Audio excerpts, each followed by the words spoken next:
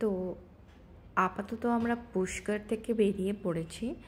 এবার আরও একটা যাওয়ার জায়গা ওর আশেপাশেই হচ্ছে সালেশ্বর ধাম।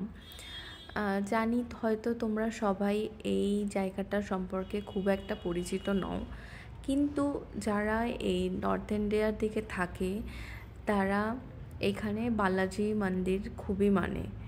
তো আমরা আপাতত এই সালেশ্বরের যে সালেশ্বর বালাজি সেখানেই যাব। আর সেই রাস্তাতেই আমরা আছি আপাতত। এই যে আমরা এখন আস্তে আস্তে সালেশ্বর ধামে ঢুকছি।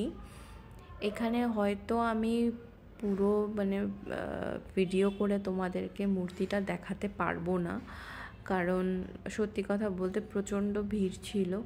তো তার জন্য আমি ভিডিও করতে পারিনি ভেতরে ওই ভিড়ের মধ্যে।